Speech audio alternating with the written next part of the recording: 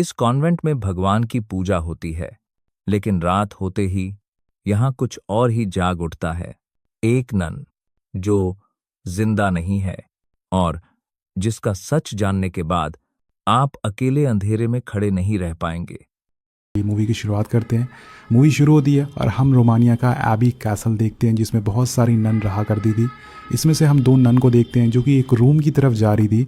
उस रूम के बाहर लिखा होता है गॉड एंड शेयर, मतलब भगवान यहाँ पर ख़त्म होते हैं, उनकी शक्तियाँ यहाँ पर ख़त्म हो जाती है। अब इनमें से जो एक नर्स होती है वो बहुत ही ज़्यादा डरी होती है। वो दूसरी नर्स से पूछती है कि क्या हम सही कर रहे हैं, जिस पर दूसरी वाली नर्स बोलती है कि हमारे पास कोई और रास्ता नहीं है।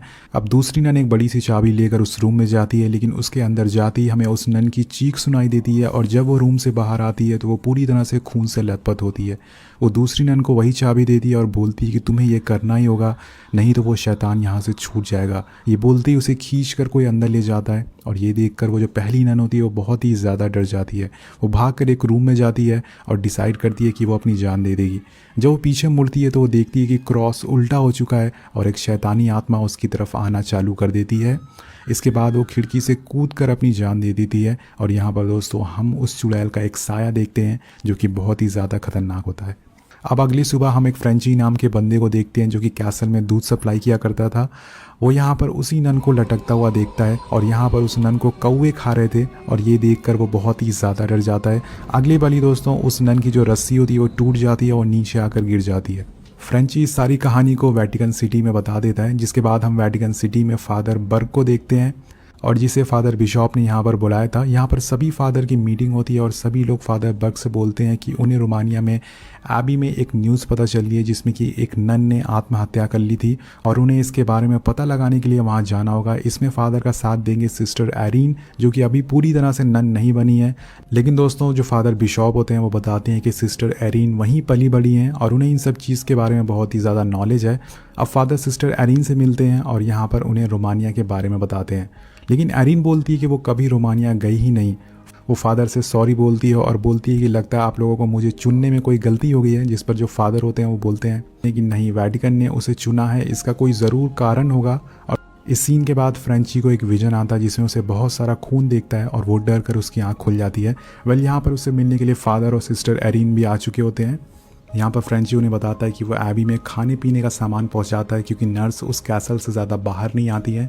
ये लोग उस कैसल की तरफ निकल पड़ते हैं और फ्रेंची बताता है कि उसने ही उस नन की लाश को पहली बार देखा था, क्योंकि गांव वाले इस कैसल के आसपास भी भटकते नहीं हैं, वो इसे आत्माओं का साया मानते हैं। फादर पूछते हैं कि उसने उस नन की लाश को कहाँ पर रखा है, जिस बात पर फ्रेंची उन्हें बताता है कि उसने उसे अपने आइस रूम में रखा है ताकि उसकी बॉडी गल ना जाए। अब ये सभी लोग आइस रूम में पहुंचते हैं तो नन को देखकर पूरी तरह से शॉक हो जाते हैं। फ्रेंची बोलता है कि मैंने नन की लाश को लेटा कर रखा था, ये बैठ कैसे गई, मतलब कि वो अपने आप उसकी बॉडी में मूवमेंट हो गई। अब फादर नन के हाथ को चेक करते हैं, जिसके बाद उन्हें वहाँ पर एक चाबी दिखती है। यहाँ पर सभी लोग नन को दफना देते हैं और यहाँ पर हमें एक और नई चीज़ के बारे में पता चलता है। यहाँ पर बहुत सारी कब्र पर बेल लगी होती है। फादर बताते हैं कि ये उस टाइम लगाई गई थी जब पूरे शहर में बीमारी फैली थी। उस बीमारी में बहुत सारे ऐसे लोग थे जो कि अपनी बॉडी के हाथ पैर हिला नहीं सकते थे, इसलिए उन्हें दफना दिया जाता था और कुछ दिन बाद अगर वो जिंदा बच जाते थे तो वो उस बेल को घुमाते थे, जिसकी वजह से जो बाहर के लोग हैं उन्हें पता चल जाता था कि वो आदमी अभी भी जिंदा है। इसके बाद ये लोग उसी जगह पर जाते हैं जहाँ पर नन की लाश लटकी मिली थी, लेकिन यहाँ पर एक बहुत ही अजीब सी चीज़ होती है। फादर देखते हैं कि नन का खून अभी भी ताज़ा होता है, लेकिन उसे मरे हुए तो 1 हफ्ते से ज़्यादा टाइम हो चुका है। इसके बारे में हमें आगे पता चलेगा कि ऐसा क्यों हो रहा है। यहाँ पर जो फ्रेंची होता है वो बोलता है कि ज़रूर इस जगह में कुछ गड़बड़ है। यहाँ पर इन्हें एक नर्स की झलक भी दिखाई देती है और अगले पल ही वो यहाँ से गायब हो जाती है। अब ये तीनों लोग कैसल के अंदर घुस जाते हैं। वहाँ इन्हें एक और नन मिलती है जिसकी आवाज़ बहुत ही ज़्यादा डरावनी होती है। वो इनसे बात करती है और वो इन्हें अगली सुबह बात करने के लिए बुलाती है और ये नन फादर और सिस्टर को यहीं रुकने के लिए बोलती है। यहाँ पर फादर फ्रेंची से बोलते हैं कि तुम यहाँ से चले जाओ और कुछ दिन बाद हमें लेने के लिए वापस आ जाना। इसके बाद फ्रेंची जंगल के रास्ते घर जाने लगता है और उसे वही मरी हुई नन दिखती है जो कि अचानक से उसके सामने फांसी लगाकर उसी पर गिर जाती है और उसे मारने की कोशिश करती है। वो देखकर बहुत ही ज़्यादा डर जाता है और अगले पल ही वो नन यहाँ से गायब हो जाती है।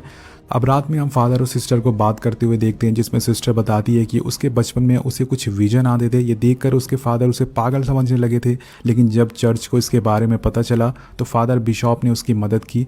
हमें फादर बिशॉप को मूवी की शुरुआत में देखा था और दोस्तों यही कारण था कि फादर ने एरिन को चुना था, क्योंकि उसके पास कुछ शक्तियाँ थी, उसे कुछ विजन आते थे जिसकी वजह से वो इस केस को जल्दी सुलझा सकते हैं। और ये सुनने के बाद फादर भी एक कहानी बताते हैं कि आज से 20 साल पहले फ्रांस में फादर एक लड़के के अंदर से भूत भगा रहे थे जिसका नाम डैनियल था, और इस प्रोसेस में डैनियल इतना ज़्यादा ज़ख्मी हो गया था कि उसकी वहीं मौत हो गई। और इस बात का फादर को अभी भी बहुत ही ज़्यादा अफसोस है। अब रात में सभी लोग सोने के लिए चले जाते हैं, लेकिन रात में एक अजीब सी म्यूज़िक सुनाई देती है फादर को, और फादर की आंख खुल जाती है, जिसके बाद फादर उसको फॉलो करना चालू कर देते हैं और वो नन की कब्र के पास पहुंच जाते हैं। यहाँ पर उन्हें वही लड़का दिखता है, वही डैनियल दिखता है जो कि शैतानी रूप में बदल चुका था, और तभी उसके मुंह से एक सांप निकलता है और वो सांप फादर पर हमला करना चालू कर देता है, जिसे भागकर फादर गलती से एक कॉफिन में गिर जाते हैं और वो कॉफिन बंद हो जाता है। अब इस कब्र पर दोस्तों वही बेल लगी होती है जिसके बारे में मैंने आपको थोड़ी देर पहले बताया था, जिसे बजाकर लोग बताते थे कि वो अभी भी जिंदा है। तो फादर इस बेल को बजाना चालू कर देते हैं। इसकी आवाज़ सुनकर एरिन की आंख खुल जाती है और वो फादर को ढूंढते हुए चर्च में जाती है, जहां उसे शीशे में वही चुड़ैल दिखाई देती है, और तभी वो शीशा टूट जाता है। वो भागकर नन की कब्र के पास जाती है, लेकिन दोस्तों यहाँ पर जितनी भी कब्र होती है उन सभी पर बेल बजना चालू हो जाती है, जिससे कि एरिन पूरी तरह से कन्फ्यूज़ हो जाती है। लेकिन यहाँ पर वो अपनी पावर को यूज़ करती है और उसे पता चल जाता है कि फादर को किस कब्र में दफनाया गया है। वो उस कब्र को खोदना चालू कर देती है और इसी पल कब्र के अंदर एक चुड़ैल फादर को पकड़ लेती है, लेकिन इससे पहले कि वो फादर को कुछ नुकसान पहुंचाती, एरिन उन्हें कब्र से बाहर निकाल लेती है, जिसके बाद उसकी जान बच जाती है। अब ये दोनों दोबारा एबी से मिलने के लिए जाते हैं और रास्ते में अब इनको और ज़्यादा खून मिलता है जो कि उस नन का था, जिसके बाद ये लोग नन एबीज को ढूंढने लगते हैं जिन्हें ये कल रात मिले थे। फादर एरिन को वही चाबी देते हैं जिससे कि हमने मूवी की शुरुआत में देखा था, और यहाँ पर एरिन वही नन को ढूंढना चालू कर देती है, जिसके बाद उसे कोई और नन मिलती है जिसका नाम ओआना होता है। वो बताती है कि हमारे बीच एक चुड़ैल है जो कि नन का रूप लेकर एबी में घूम रही है, उसे रोकने के लिए हम सभी नन एक एक करके प्रे करते हैं। और जिसके बाद वो एक और कहानी सुनाती है कि 100 साल पहले ड्यूक ऑफ सन कार्टर ने कई लोगों को मारकर यहाँ पर लटका दिया था। उसने एक रिचुअल किया था और इस रिचुअल के ज़रिए वो एक गेटवे खोलना चाहता था जिससे कि शैतान इस दुनिया में आ सके। उसने वो गेटवे खोल भी लिया था और शैतान यहाँ से बाहर आने ही वाला था कि चर्च के लोगों ने उसे मार दिया और एक बहुत ही पवित्र चीज़ से उस गेट को बंद कर दिया। वो चीज़ थी दोस्तों जीसस क्राइस्ट का खून, जिसे कि बहुत ही ज़्यादा पवित्र माना जाता है। जिसके बाद सब कुछ ठीक हो गया था, लेकिन कुछ सालों बाद वॉर के दौरान उस गेट को तोड़ दिया गया। बहुत सारे यहाँ पर बमबारी हुई जिसके कारण वो गेट टूट गया और शैतान फिर से हमारी दुनिया में आ चुका है। अब फादर उस गेट को ढूंढने लगते हैं एबी के नक्शे में। तभी उन्हें एक भूतिया आवाज़ आती है कि तुम उस गेट को ढूंढ नहीं पाओगे, और ये आवाज़ होती है उसी नन की जिससे कि वो कल रात मिले थे। वो जैसे ही उसके पास पहुँचते हैं वो उनका हाथ पकड़ती है और वहाँ से गायब हो जाती है। फादर उसे ढूंढना चालू कर देते हैं, जिसके बाद उन्हें यहाँ फिर से डैनियल दिखता है जो कि उन्हें मारने की कोशिश करता है। यहाँ फादर को वो चुड़ैल नन भी दिखती है और ये देखते ही फादर यहाँ से भागना चालू कर देते हैं। इसके साथ ही अब ज़मीन से एक और चुड़ैल बाहर आती है, लेकिन इसी टाइम फ्रेंची हीरो बनकर यहाँ पर आ जाता है और फादर को बचा लेता है। वेल गाइज, इस सीन के बाद सिस्टर एरिन को भी एक विजन आता है जो भी बहुत ही ज़्यादा डरावना होता है। इससे उसकी आंख खुल जाती है और उसके सामने एक नन प्रे करते हुए दिखती है। इससे पहले कि वो उससे कुछ पूछ पाती वो वहाँ से गायब हो जाती है। और दोस्तों यहाँ पर हमें वही सीन दिखता है जिसमें कि हमने मूवी की शुरुआत में देखा था, एक नन ने विंडो से कूदकर अपनी जान दे दी थी। इसके बाद एरिन को एक आवाज़ सुनाई देती है और वो उसे फॉलो करते हुए उसी रूम के बाहर पहुंच जाती है जो कि शैतान का होता है। और जैसे ही वो उस रूम को खोलती है उसके सामने वही चुड़ैल दिखती है और इसे देखकर वो अंदर से पूरी तरह से हिल जाती है। दोस्तों वो इतना ज़्यादा डर जाती है कि उसके पैर कांपने लग जाते हैं और भागना चालू कर देती है। वो चुड़ैल अपनी पूरी ताकत से उसे अपनी तरफ खींचने लगती है, लेकिन तभी यहाँ पर सिस्टर ओआना आ जाती हैं और उसकी जान बचा लेती हैं। अब इसके बाद एरिन चर्च में जाती है प्रे करने के लिए, जहाँ पर उसे एक बॉडी दिखती है और उसके आसपास सभी नन बैठकर प्रे कर रही थी। और एरिन जब उस बॉडी के सर से कपड़ा हटाती है तो वो किसी और की नहीं बल्कि ओआना की बॉडी होती है जिसकी आंखें सफ़ेद हो चुकी थी। ये नज़ारा देखकर दोस्तों एरिन बहुत ही ज़्यादा डर जाती है और अगले पल ही यहाँ पर एक बहुत ही तेज़ हवा चलती है। ऐसा लग रहा था कि वो शैतान के पास आ रहा है। इसके साथ ही वो शैतान सभी नन को उठाकर दूर फेंकता है और सिस्टर एरिन के कपड़े फाड़ कर उसकी बॉडी पे स्क्रैच करना चालू कर देता है। वो किसी तरह का साइन बना रहा था उसकी बॉडी पे।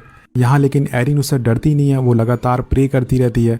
और इसके बाद दोस्तों यहाँ पर फ्रेंची और फादर आ जाते हैं और एरिन उन्हें बताती है कि वो सभी नन के साथ यहाँ पर प्रे कर रही थी। लेकिन दोस्तों यहाँ हम देखते हैं कि एरिन के अलावा कोई नन नहीं होती, ये सब उसका सिर्फ एक छलावा था। एरिन के साथ वो शैतान कर रहा था। जब एरिन उस बॉडी को दोबारा देखती है तो वो पूरी तरह से सड़ चुकी होती है, लेकिन तभी वो मरी हुई नन जिंदा हो जाती है और इन पर हमला कर देती है। फादर उसके सर पर क्रॉस लगाते हैं और तभी वो नन पूरी तरह से जलना चालू हो जाती है। इसके साथ ही फ्रेंची अपनी बंदूक निकालता है और उसे मारकर वहीं गिरा देता है। और यहाँ पर दोस्तों एरिन सबको एक राज बताती है। इस शैतान को इस कैसल से बाहर जाने के लिए एक इंसानी सोल चाहिए, इसलिए मूवी की शुरुआत में उस नन ने अपनी जान दे दी थी ताकि वो शैतान उसकी सोल लेकर यहाँ से आज़ाद ना हो सके।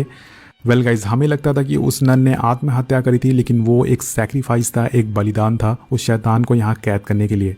जिसके बाद एरिन इनको बताती है कि उस शैतान को एक ही तरीके से रोका जा सकता है और वो है जीसस क्राइस्ट का पवित्र खून। और जिसके बाद ये सभी लोग उसे ढूंढना चालू कर देते हैं।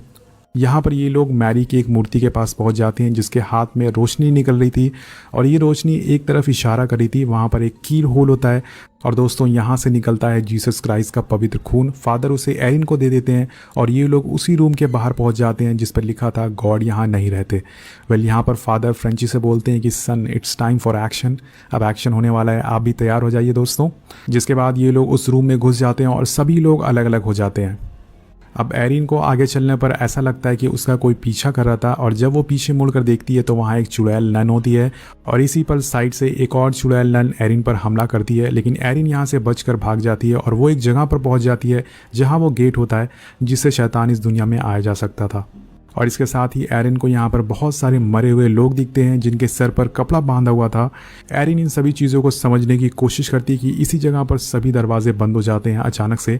अब हम देखते हैं कि बाहर कुछ चुड़ैल फादर नन के पीछे पड़ जाती हैं, लेकिन फादर नन उन्हें क्रॉस से डराकर वहाँ से बच जाते हैं और भाग जाते हैं। अब फ्रेंची एरिन को ढूंढना चालू कर देता है और वो उस दरवाजे को तोड़कर अंदर आ जाता है। यहाँ पर दोस्तों उसे भी सभी मरे हुए लोग दिखाई देते हैं और यहाँ उसे एरिन भी दिखती है जिसके सर पर वही कपड़ा लगा हुआ था और उस पर खून था।